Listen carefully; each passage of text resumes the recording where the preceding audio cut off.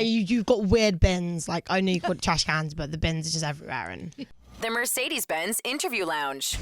Lola Young, how fabulous was that? Amazing. I loved it. guys. Amazing. And I said something to you when you were finished singing a second ago. Yeah, you did. You sure do you remember did. what I said? Yeah, you said you give a gift that nobody knows or something like that. No, yeah. You give a gift you don't even know it. Yeah, you gave us a gift, don't even know us. I thought you meant don't even know it that you give a gift, but you meant you don't even know you guys. I think all of the above is very, very Right, good. okay. Well, I love it all. I love it all. You don't even know the gift you just gave us. Or you gave a gift to a bunch of people you don't know. So let's get to know each other. Let's get to do that. So Lola Young, by the way, Messy, #1 streaming song in the UK. Wow. But now she finds herself on an airplane flying to the States, and now you're here. How is the reception here in New York City so far? What do you think of this crazy messed up town? It is messed up, but it's amazing. It was not actually that messed up. Obviously, the messed up side of it, I'm quite lucky. I just get on a flight and come here. But yeah, it's amazing. It's like London on drugs. That's how I describe New York. On crack, yeah. It's like London on crack. Yeah. That's a compliment. It is actually a compliment because I love London, and New York's just a kind of bigger version and more eccentric and more weird and wonderful. And more trash. Don't forget the trash. We have more trash. Yeah, you've got weird bins. Like, I know you've got trash cans, but the bins are just everywhere. And You know what? You performed at the Roxy. yeah, I did. That was, yeah. A show for super Lola Young fans and some others that were just walking by. And our studios used to be down there, and that area is famous for trash-nados. Do you know what a trash-nado is? No, I have no idea. So the wind, because of the way the buildings are shaped down there, the wind starts rolling, and it takes all the trash from the streets, and it's a tornado. Oh, Lord. You get hit upside the head with all sorts of crap. That sounds disgusting. I'm hoping, Lola, I hope before you leave New York, you get to experience. I hope I don't. one trash NATO. I hope I don't. The worst is when a plastic bag gets you and it feels like someone's suffocating you. It's terrible. Do you ever feel like a plastic bag? There you go. Choking someone out. There's where that came from. And you definitely do. Yeah. You did say something about yourself. You spoke a lot and talked to your fans and your audience a lot at the show at the Roxy.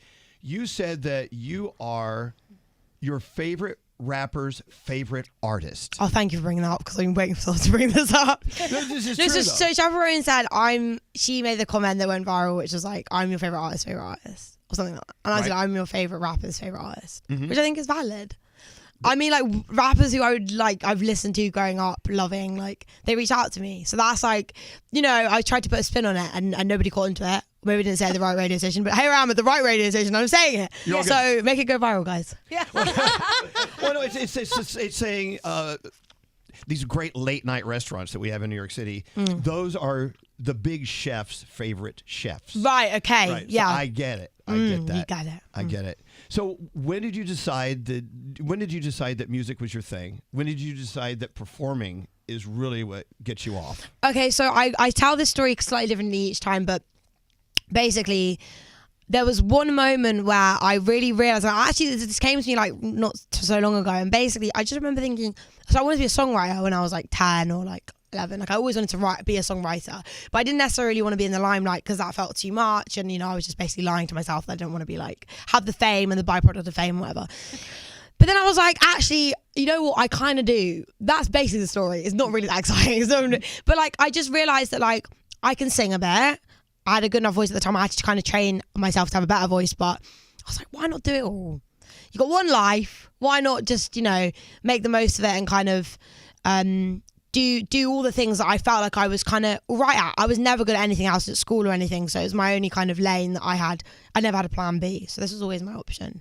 So, you only have one life, but actually it sounds as if you have several lives and you're just kind of swirling them together. Well, and yeah. Sometimes you have to change hats. Yeah, right. The songwriter hat, the The performer businesswoman hat. Yeah. Oh, yeah, the business. Making that sure comes out less, but... Well, no, but I'm sure... something tells me, just intuition's telling me, that you don't let people F around with you. No, I do not. Is it true, guys? I mean, the people working with the... They're literally nodding their head in fear of me They're saying... living in fear. This is the way it should be. You got to see their head shaking. They're all like, Yes, Miss Young, whatever you say, Miss Young. Exactly. Please don't beat us. So if you're just turning us on, this is Lola Young. That voice, look, we're not trained artists. We're not trained vocalists.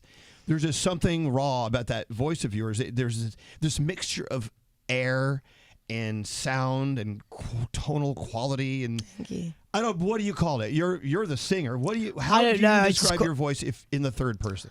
I don't know. I can't hear it. I mean, people describe my voice as powerful. I don't hear that at all. I mean, I just don't hear that in my voice.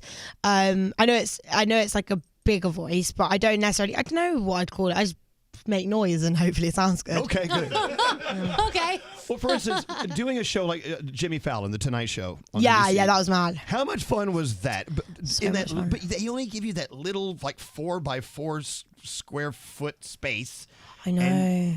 But your voice turns it into a You stadium. know what? That couldn't have gone any better. I was absolutely pooing myself before. Obviously, it's the biggest thing I've done as of yet in terms of TV, and it just couldn't have gone better. It was really a special moment. I blacked out during the interview. So I've never blacked out Wait, without hold on. You blacked alcohol and out drugs. during the interview? No. So I literally blacked out during I don't remember anything. As in, not literally. I didn't wasn't drinking. Were you but drinking? No. We You did were not pissed? hear that part. I was completely sober, and that's what I'm saying. I've never blacked out otherwise, but I can't remember. I came off, and I couldn't remember anything. Did you watch back and go? Yeah, oh and I was God. I said that, and my friends are saying, "God, you said some awful things." I was like, "What did I say?" What did you say? They were playing with me. I didn't actually say anything Okay. awful. But the socks thing got a lot of but it was funny. No, you were great. You were awesome. But you've done Graham Norton. Okay, so your big three are Graham Norton. You conquered Graham. We've got a great Graham Norton story. I don't know if you want to hear it. Oh, go on. And of course, Fallon, Tonight Show, and Saturday Night Live.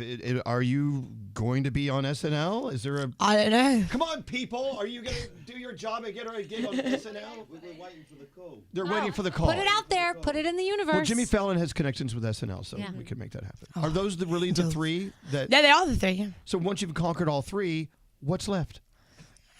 Is that it? Curtains? Retirement? No, I got work. Got albums to make, maybe. You gotta come up with a number 4. You can do it. They'll come. Yeah, you guys muster something up and I'll do it. How do you feel when people come up to you, fans come up to you and say, "Your music saved me," or "Your music means this much to me"? Do you know what? It's hard. That's a really hard question because I try not to soak it in too much. If I'm honest, I can't take it on because then it feels very surreal. Like yesterday, I performed and a little pop up, and literally I was at one point I just thought to myself, I want to cry, but then I didn't really want to cry, but I kind of did. So I just had a moment, then I snapped back into it because when you really start feeling that your music connects, it can be very intense and surreal. But you can't just take it on every day. You can't feel what they're feeling all the time because it gets too much. How do you feel about people taking your song and doing little dances to it on TikTok? Because it seems like that's not really your vibe as much that I'm getting from you right now. Thank you. May Yeah, I I mean- interrupt? Yeah. Gandhi here. She has ripped off Messi so much on her TikTok and on her Instagram. I use it on my Instagram all Oh, the I time. love Do you There's a that. lot of messy money? stuff in my life. Probably. I might owe you some money, but I don't do No, don't be silly. How do you feel about it, though? Yeah, I mean, it is mad. I hear that song far too much. I said that on the fan show. I was I literally hear it too much on that bloody app. And I'm happy it's back in America, but also let's not get into that side of things. But honestly, I can't switch it off, and I think I'm on Lola Young's side of TikTok. So because I be watching when bringing all the comments and all that kind of thing. I just but it's sickening how much I hear that bloody song. It makes me dislike it. It's I don't want to be, but I also I'm so happy that it's resonating. It's just the best feeling in the world. It's just got to be strange, a little strange, because you said it's kind of like a rage breakup song, and then you see people just dancing to it with little finger guns. Happy dance. Yeah.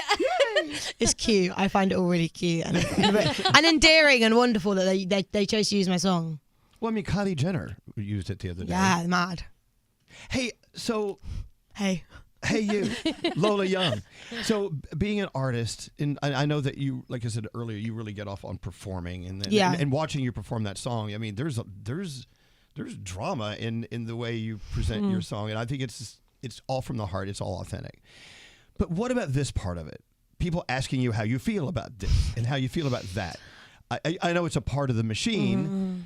Is it a part of the machine that you enjoy, or is I do. I think if I'm in the right state of mind, I think there's aspects of this job which can be draining, and this isn't one of them. Actually, getting asked questions, because it's quite nice to actually be have people interested and hear, for people who enjoy my music to hear a little bit about the backstory, or it's just and I'm a bit of a narcissist, so I like hearing about myself. Okay.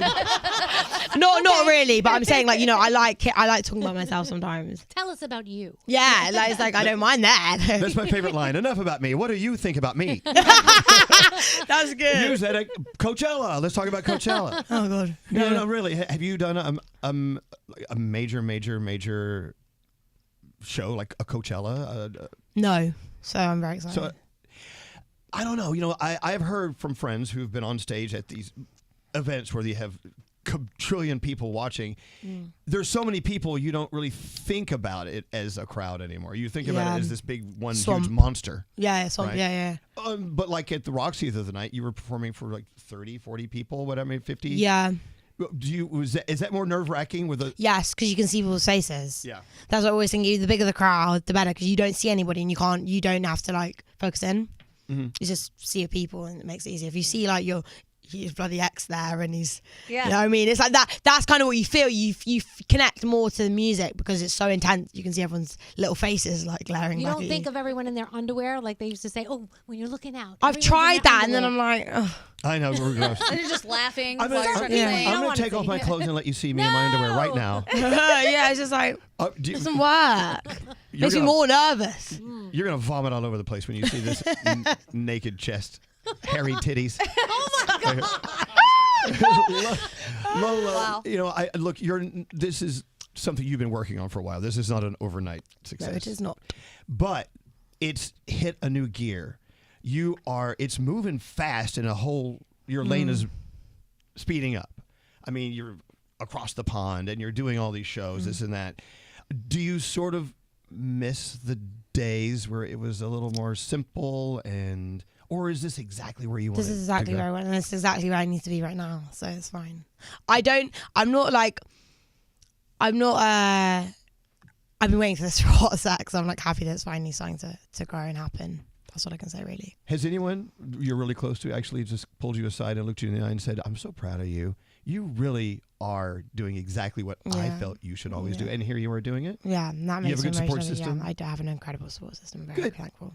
Good for you. Yeah. All right, you checked off all the boxes. Yeah. Yeah. Do we approve of Lola Young? Yeah. We love Lola. Not that it matters, but we love you anyway. Thank you. No, of course it matters. All right, so where do we see you next? Where do we hear you next? Where are you going? Okay, so Coachella would be the next thing in America, I think. Maybe there'll be some other things, I'm not too sure. I'm going on my UK tour. Oh, no, which one's first? UK, Europe?